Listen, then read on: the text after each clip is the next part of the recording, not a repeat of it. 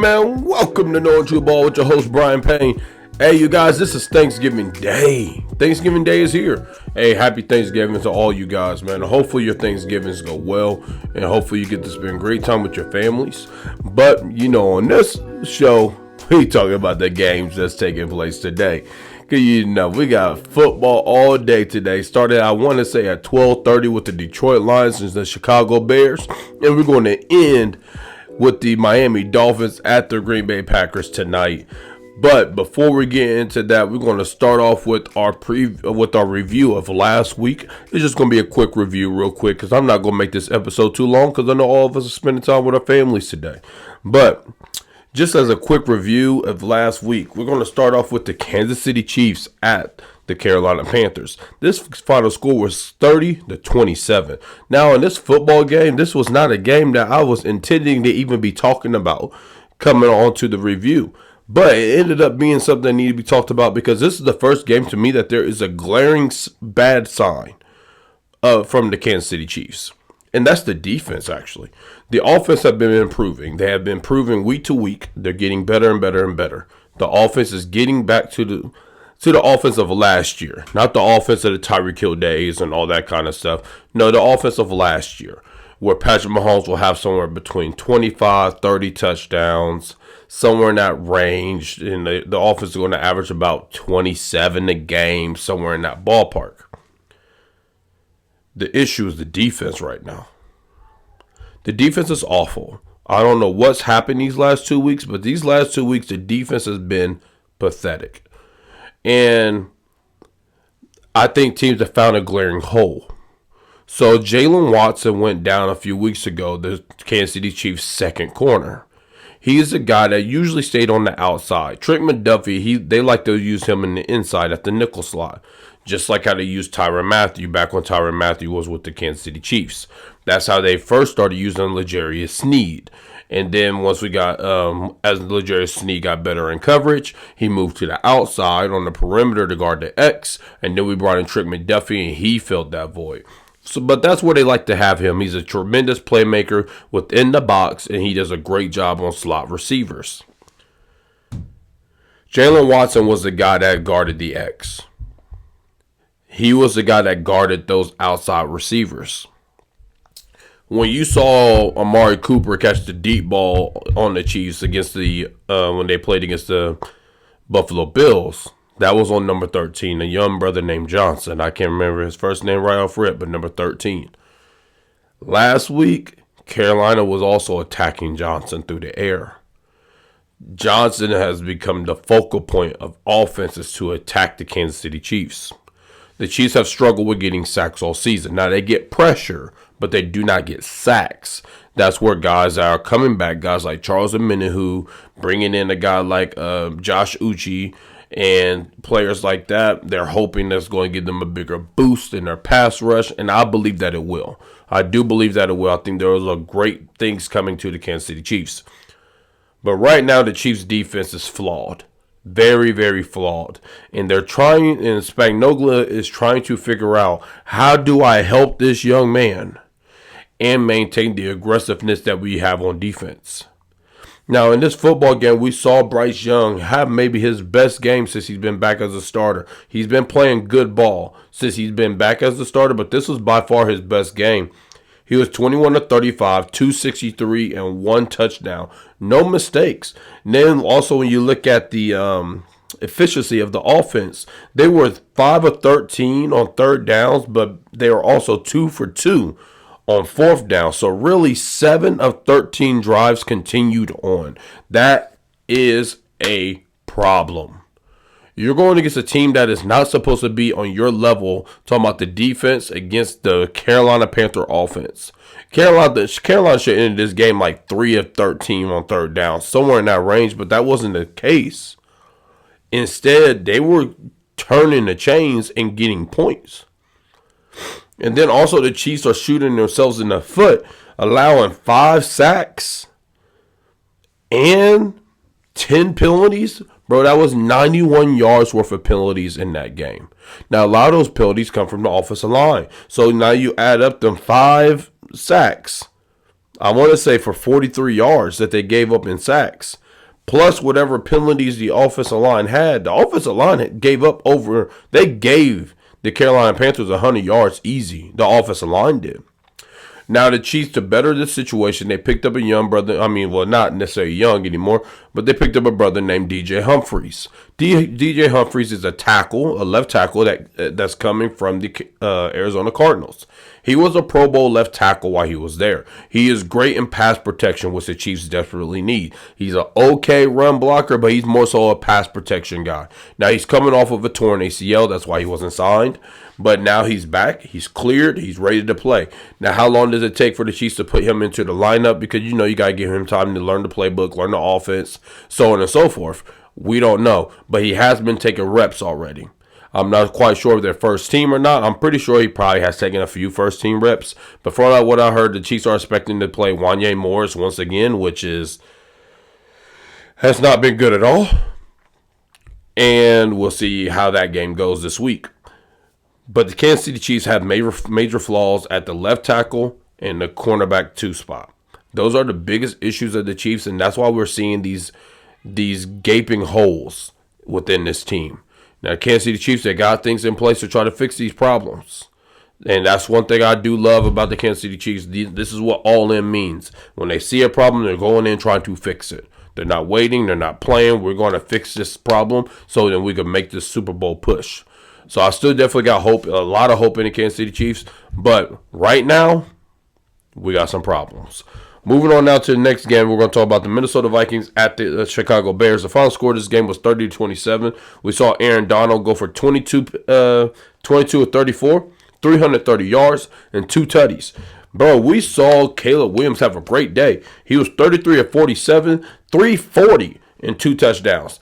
And like I said, the final score was 30-27 with Minnesota winning in overtime. Okay, just a quick talk about Minnesota. I think that they are the third best team in the NFC. I just think it's that simple. I am having some issues with their offense.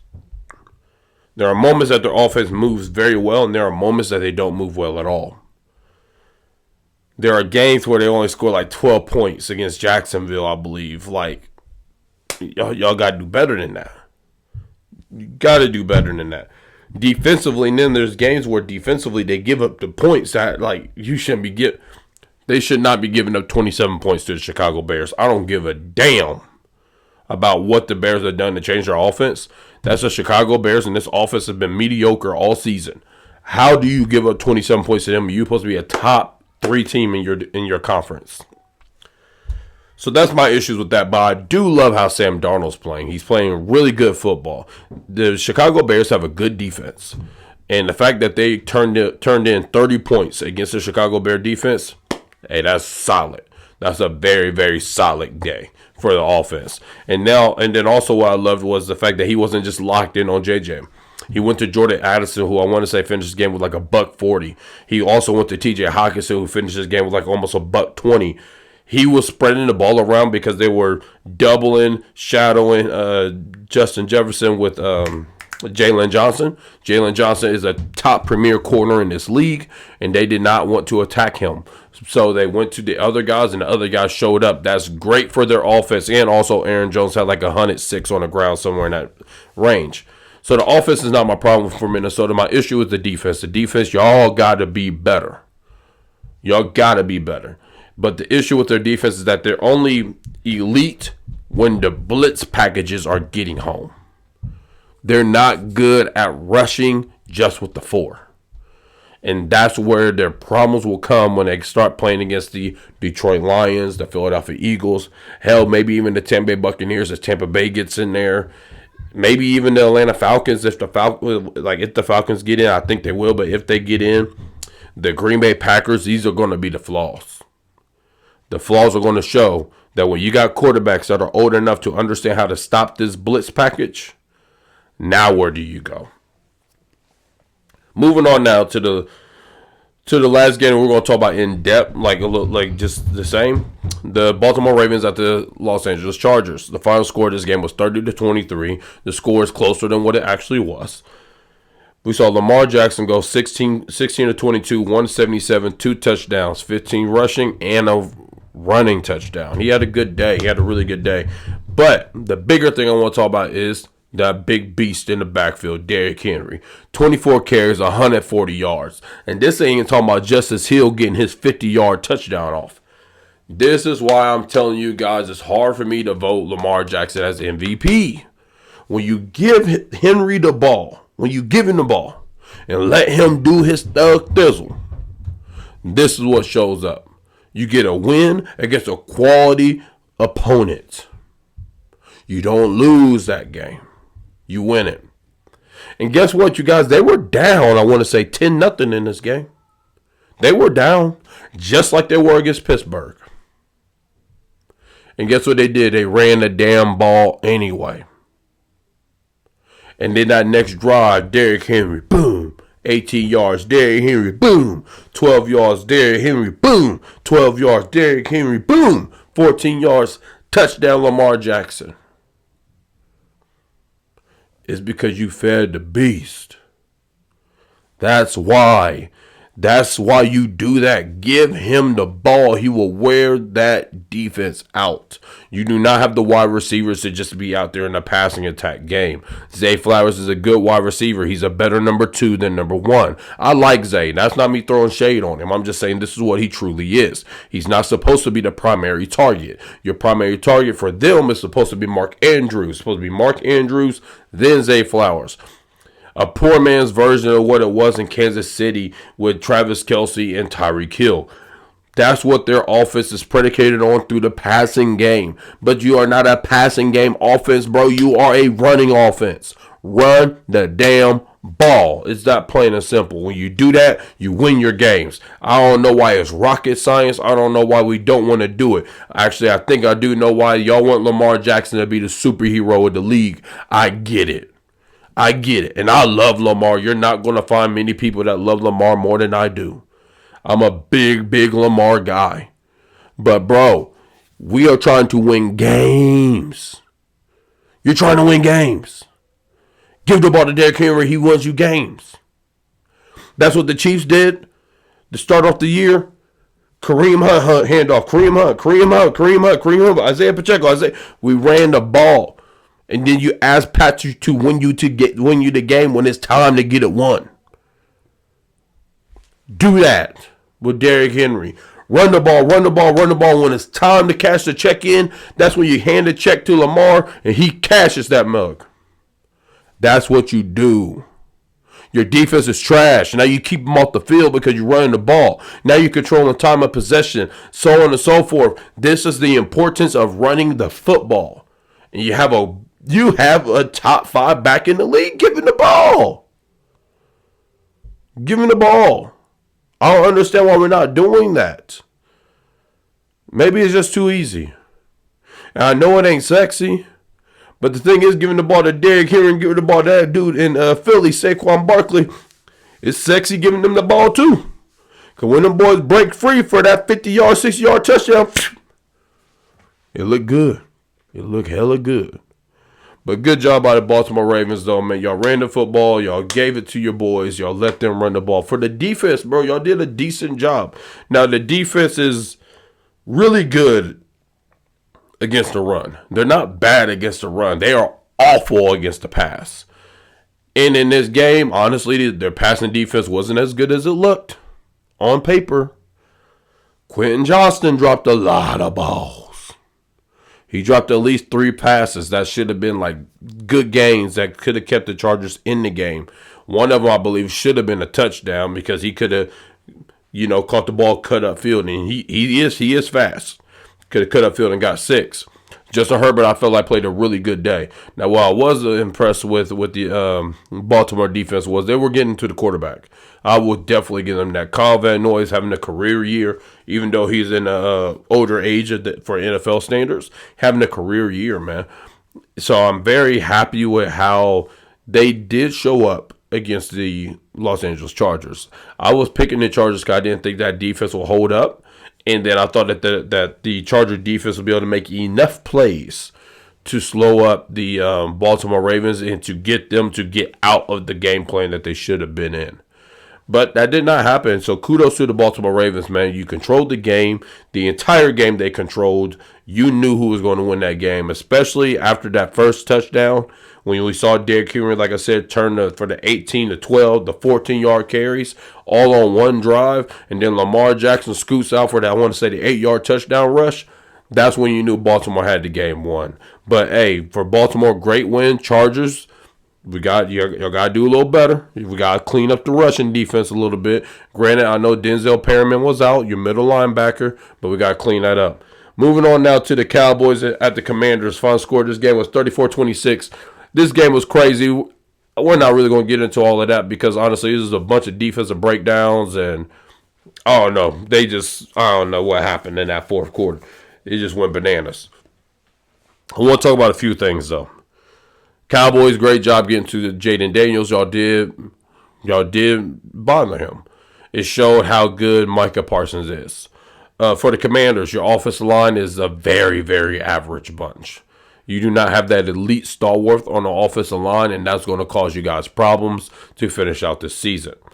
Jaden Daniels, you are showing that you are still the rookie of the year right now, but I need to see more aggressiveness from the offense.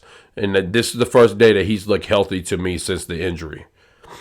Brian Robinson, brother, you got to stay healthy. This team needs you. This team desperately needs you.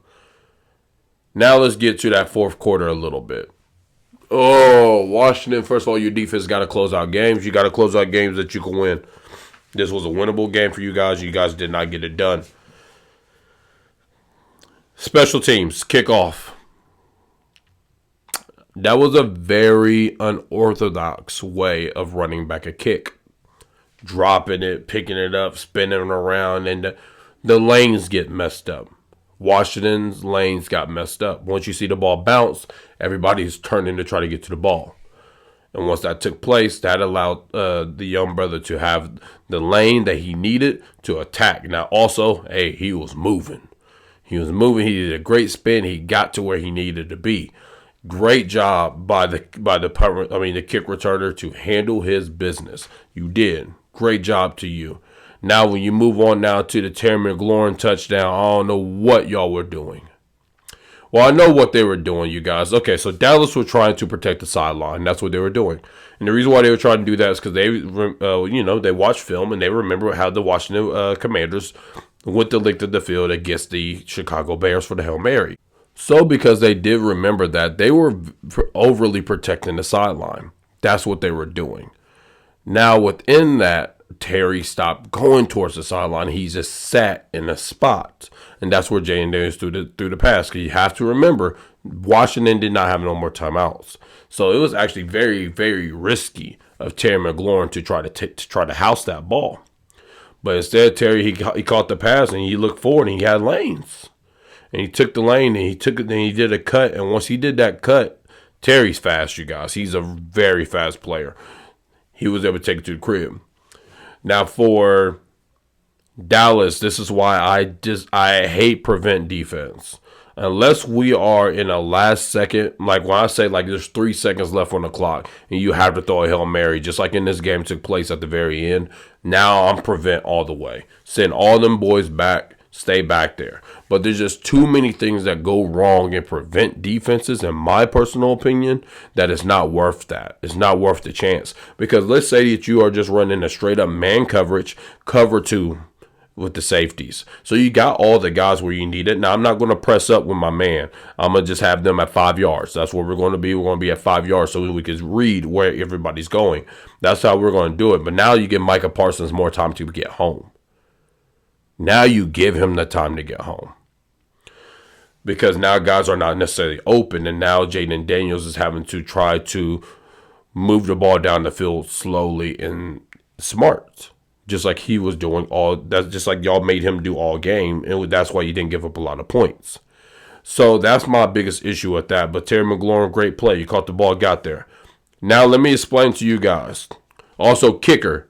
You blew that game. That was on you. You missed a 50-yard field goal, talking about the Commanders kicker earlier in that game. And he might have missed 2 extra points. I don't exactly remember, but obviously he missed the one that would have tied the game and sent it to overtime, which now forces the Commanders to kick an onside kick. For you fans, this is a knowing true ball moment. That onside kick return for a touchdown was dumb as hell. It looks cool, but you left like some time. You left like 12, 13 seconds left on the clock. We just saw the Washington Commanders went on a Hail Mary the other day. What should have happened, that young man should have got the football on the onside just like he did and lay down. Because now the offense of the Cowboys step on, they take a knee, game's over. Because the Washington Commanders have no timeouts. Now, if the Washington Commanders had timeouts, it does change things. You could go ahead and do that. Because let's just take the points, because we're going to probably have to kick the ball back to the Commanders anyway. But the Commanders had no timeouts. Take the knee. Take the knee. And this is the issue with the Dallas Cowboys. They don't play smart football.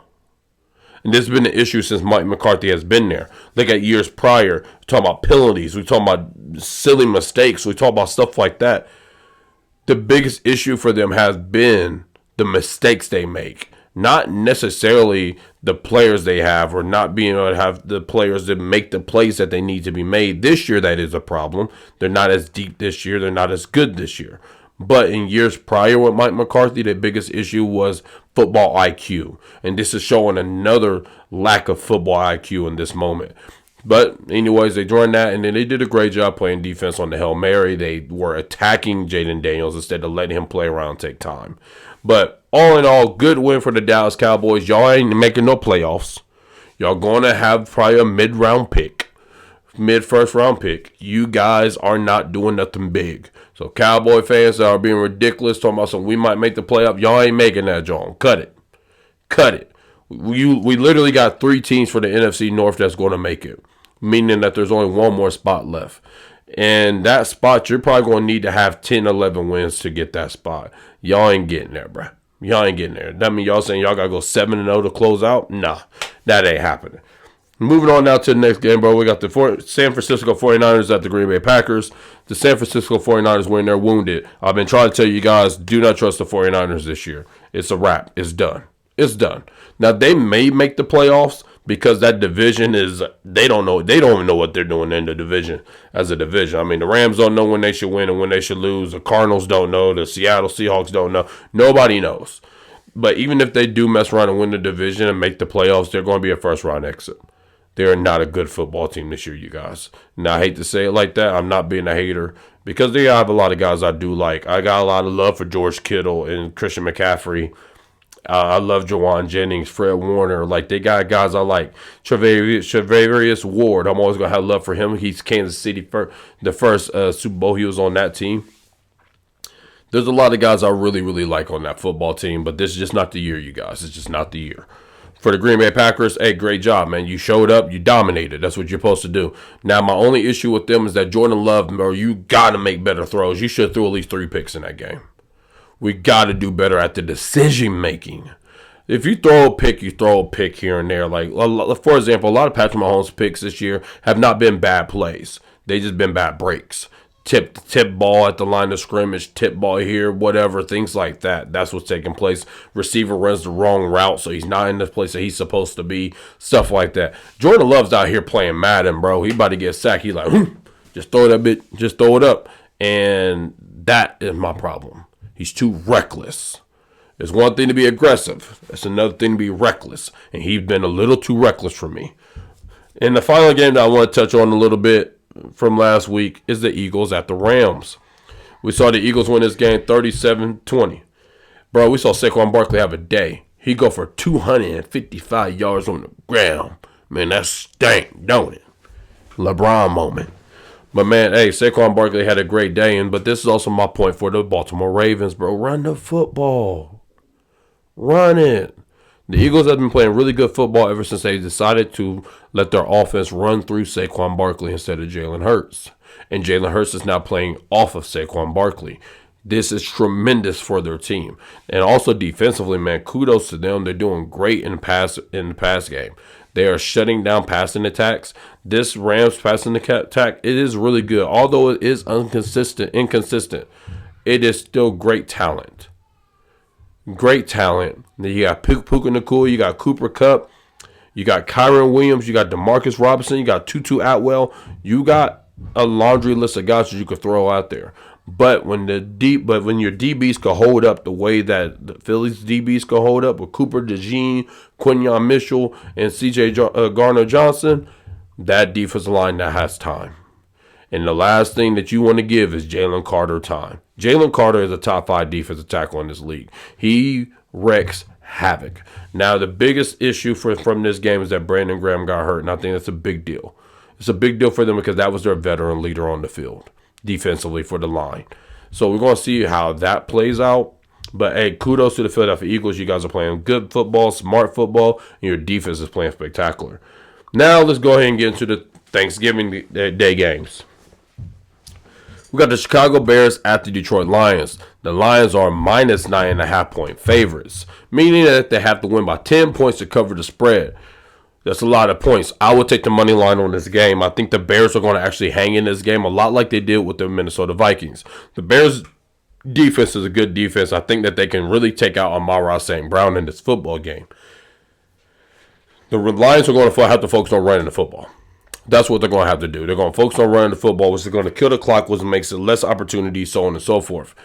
Caleb Williams is going to have to attack through the air, just like he's been doing. As long as the offense for the Bears is flowing the way that it's been flowing ever since they made the OC change, I think that they will hang in this football game.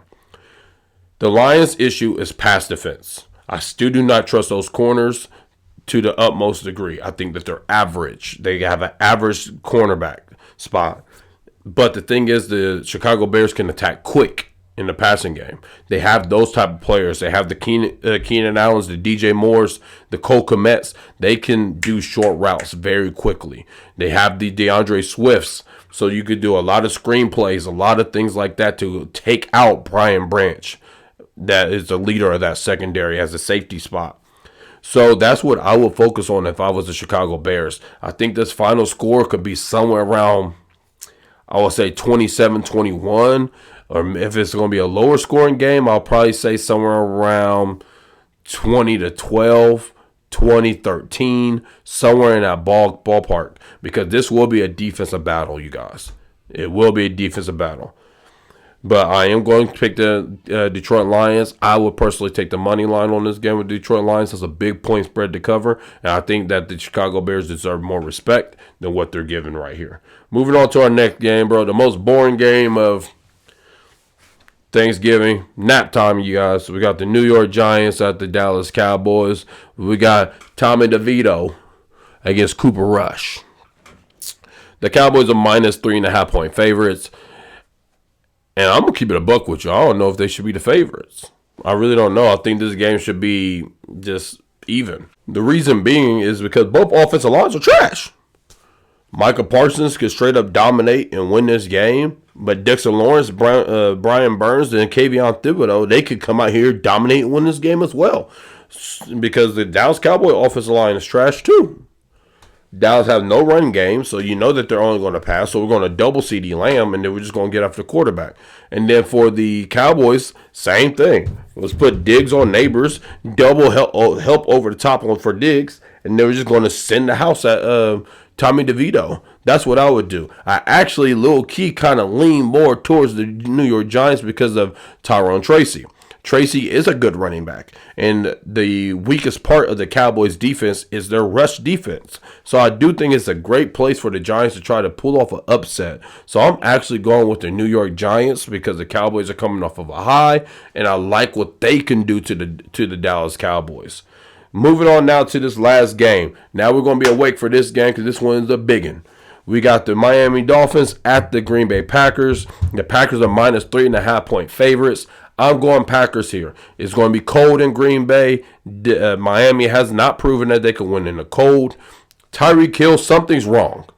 I'm just telling you guys, something's wrong. Something's wrong with him. There's a reason why he is not doing the explosive things that we have seen in the past.